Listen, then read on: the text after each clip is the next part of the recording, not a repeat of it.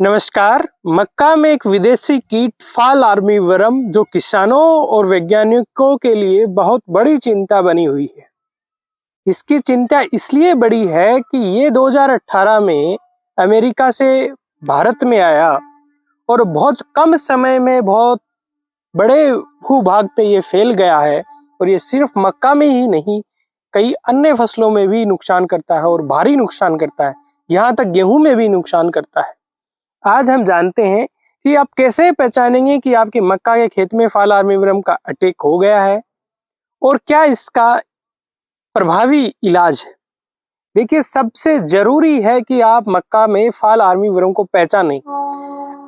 अन्यथा अक्सर आप लोगों से कहते हुए सुनते होंगे कि फाल आर्मीवर्म आ गया तो ये नुकसान करेगा ही, ये कंट्रोल बहुत मुश्किल है इसका। फाल आर्मीवर्म मक्का में आप देखेंगे कि इसकी लट नुकसान करती है और वो 6 अवस्थाओं में गुजरती है और जैसे जैसे वो बड़ी होती है वैसे वैसे उसका नुकसान भी तेजी से करने की प्रवृत्ति बदलती जाती है। पहली 2 जो अवस्थाएं होती हैं जिसको इंस्टार बोलते हैं, उसके अंदर आप देखेंगे कि मक्का का जो छोटा पौधा होता है उसके ऊपर आपको सफेद सफेद कागज की तरह धब्बे दिखाई देंगे, लंबे लंबे या छोटे छोटे आपको उसमें छेद दिखाई देंगे, क्योंकि उस समय उस लट का जो जबड़ा होता है वो बहुत मजबूत नहीं होता है, इसलिए वो पत्ती को खुरच के खाती है। और अगली जो अवस्था तीसरी चौथी स्टार होती है उसके अंदर वो पत्तियों को काटती है, कटी फटी आपको पत्तियां नजर आती हैं। तीसरी चौथी स्टार पे जब आपको पत्तियां कटी फटी नजर आए उस समय आपको इलाज करना बहुत आवश्यक है। इस समय आप चूक गए तो ये बाद में आपके काबू में नहीं आएगी। पांचवी छठी जो स्टार होती है जिसमें इल्ली पूरी बड़ी हो जाती है, उस समय बहुत तेजी से पत्तियों को खाती है, खासकर जो गोब के अंदर घुस के खाती है और वहां आपको इसका मली मल दिखाई देगा। और जब फसल यदि आपकी रिप्रोडक्टिव स्टेज में है तो उसके नर माजरे या जो उसका भुट्टा है उसके अंदर छेद करके उसको काफी नुकसान करती है। इलाज क्या है इसका? देखिए, बुआई के समय ही कुछ चीजें आपको ध्यान में रखनी चाहिए। हम खड़ी फसल की भी अब आगे बात करने वाले हैं, पर बुआई के समय आपको सबसे जरूरी है कि जो उर्वरक है वो संतुलित दें। ये नहीं कि यूरिया यूरिया टिकाते रहे हम, इससे ये कीट का आक्रमण ज्यादा हो सकता है। नाइट्रोजन, फास्फोरस, पोटाश, सल्फर सब आप अनुशंसित मात्रा में दें। बीज उपचार जरूरी है, साइनेट्रानिप्रोल प्लस थाइमेथोक्साम से। और एक चीज आप और कर सकते हैं कि आपके खेत के चारों तरफ 2-3 लाइनें आप नेपियर घास की लगाएं, ताकि नेपियर घास के ऊपर इसका आक्रमण जल्दी हो और वो आपकी नेपियर घास एक ट्रैप फसल के रूप में काम करे, यानी कि वो कीड़े को आकर्षित करे और उस पे ही आप नेपियर पे ही स्प्रे करके इसको कंट्रोल कर लो। इसके अलावा केमिकल पे जाएं उससे पहले आपको अपने खेत में, मैं ये समन्वित रणनीति इसलिए बता रहा हूं कि इस कीट को कंट्रोल करना इतना आसान नहीं है, भविष्य में बहुत बड़ी चुनौती बना हुआ है। इसलिए आपके खेत के अंदर मक्का की फसल में आपको बर्ड प्रीचर लगाने चाहिए। टी आकार की बांस की खपचियां लगानी चाहिए। फसल की हाइट से लगभग 1 फीट ऊंचाई पे समय समय पर उसकी हाइट बढ़ाते रहें, ताकि जो चिड़ियाएं हैं वो आके बैठें और इस इल्ली को आपके खेत से खाएं। और आपको अपने खेत में कम से कम 4 फेरोमोन ट्रैप प्रति एकड़ लगाने चाहिए। फेरोमोन ट्रैप में इसकी तितली फंसेगी और उससे आपका कंट्रोल भी होगा। साथ ही साथ इसकी तितली जो आपको फोटो में देख रहे हो उसको देख के आपको ये अंदाजा हो जाएगा कि मेरे खेत में फाल आर्मीवर्म आने वाला है, मुझे सचेत हो जाना है। और जब इसका वास्तव में डैमेज हो गया है तो इसकी कुछ हम देसी नुस्खों की भी बात करेंगे आगे। अब हम कीटनाशी की बात करते हैं।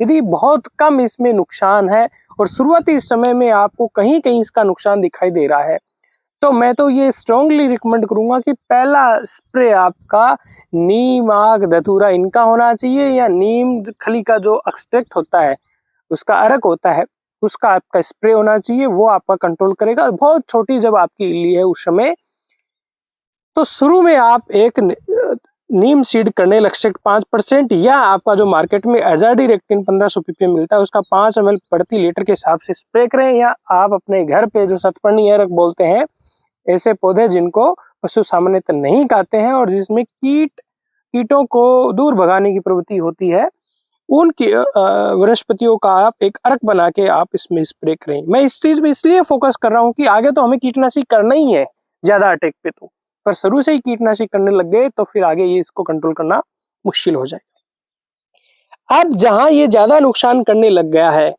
उस स्थिति में आपको क्या करना है? उस स्थिति में आपको सबसे सिंपल में आप ले सकते हैं क्लोरेंट्रानिप्रोल 18.5% SC 80 ml प्रति एकड़ के हिसाब से उसका स्प्रे करें। कोराजनी अन्य किसी नाम से मार्केट में मिलता है। इसके अलावा आप स्प्रे कर सकते हैं क्लोरेंट्रानिप्रोल लेमडासाइलहेल्थ्रिन के कॉम्बिनेशन में आती है, उसका भी आप स्प्रे कर सकते हैं। इसके अलावा आप थायोमिथोक्जाम प्लस लेमडासाइलहेल्थ्रिन आता है 50 ml प्रति एकड़, उसका स्प्रे कर सकते हैं। आप इमामेक्टिन बेंजोएट 5% SG फॉर्म वाली 80 ग्राम प्रति एकड़ के हिसाब से स्प्रे कर सकते हैं। ये भी आपके इसके कीड़े को कंट्रोल करेगा। कई बार इमामेक्टिन बेंजोएट और प्रोफेनोफोस को एक साथ मिला के स्प्रे करने की भी सिफारिश की जाती है। और एक महंगा कीटनाशी लेकिन काफी प्रभावी है, वो है स्पाइनेटोरम, जिसकी 100 ml प्रति एकड़ डोज जाती है। ये भी काफी अच्छा कीटनाशी है। इसके अलावा जो एंडोक्साकार प्लस नुआलुरोन जो प्लेथोरा के नाम से आता है, उसका भी आप इस्तेमाल कर सकते हो, वो भी काम करेगा। लेकिन आपको एक चीज ध्यान रखनी है, वो ये है कि आपको कीटनाशी हर बार बदल बदल के स्प्रे करना है।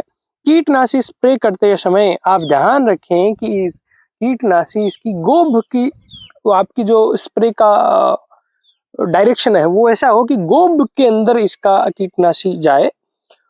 पानी की मात्रा कभी भी कम ना लें और लगातार कंटिन्यू एक ही कीटनाशी का इस्तेमाल ना करें, बदल के आपको करना है। सुबह और शाम के समय आप स्प्रे करेंगे तो ज्यादा बेहतर होगा। इसके अलावा एक देसी नुस्खा जिसको आप अपना सकते हैं, कुछ लोग इसके अच्छे रिजल्ट बताते हैं, वो ये है कि आपको खेत की मिट्टी लेनी है और चूना लेना है। खेत की मिट्टी 9 भाग और चूना 1 भाग, इसको मिला के और आप एक छोटी जोत है तो आप पौधे की गोब के अंदर यदि ये एप्लीकेशन करते हैं तो कुछ लोग बताते हैं इसका काफी अच्छा रिजल्ट है। वो आप किसी प्लास्टिक की बोतल में आगे से उसके छेद करके या किसी और अपना जुगाड़ बना के उसके अंदर डाल सकते हैं। कुछ लोग इसका अच्छा रिजल्ट बताते हैं। यदि बहुत लेट अवस्था में ये कीड़ा है, 5वीं 6ठी इंस्टार में है, उस समय इसको कंट्रोल करना काफी मुश्किल होता है, तो ऐसे में आप इसके लिए बेंट की गोलियां बना के भी इसको कंट्रोल कर सकते हैं, जिसमें आप लगभग 10 किलो के आसपास धान की भूसी लें, 2 किलो गुड़ लें और करीब 3 लीटर पानी के अंदर मिला के इसको 24 घंटे के लिए रखें। और ये जब फर्मेंट हो जाए, उस समय इसमें फर्मेंट हो जाए 24 घंटे में, उसके बाद में इसके अंदर जो मैंने कीटनाशी बताई उनमें से कोई एक कीटनाशी उसी अनुशंसित मात्रा में 1 किलो रेत मिलाएं। और ये मिलाएं कब? आप जब अप्लाई करने वाले हो, डालने वाले हो, उससे आधे घंटे पहले। और ये जो आपका धान, गुड़ और पानी आपने पहले दिन 24 घंटे के लिए रखा, ये मटेरियल प्लस अगले दिन कीटनाशी और 1 किलो रेत को मिक्स करके इसकी गोलियां छोटी छोटी बना के इसके गोब के अंदर रख देंगे, तो आपका जब कीड़ा इसको खाएगा, इस बेंट को खाएगा, तो वो आपका मर जाएगा बहुत बड़ी अवस्था में, क्योंकि उस समय कीटनाशी कई बार उतने अच्छे रिजल्ट नहीं देते। वैसे में ये चीज छोटे किसानों के लिए बहुत कारगर हो सकती है। उम्मीद करता हूं इस वीडियो से आपको कुछ क्लियरिटी मिली होगी। प्लीज इस वीडियो को ज्यादा से ज्यादा किसानों के साथ शेयर करें, क्योंकि मध्य भारत में मक्का का एरिया बढ़ रहा है, मक्का का ज्यादा पुराना अनुभव है नहीं और बड़ा किसानों को इससे नुकसान होने की संभावना है। नमस्कार, जय हिंद।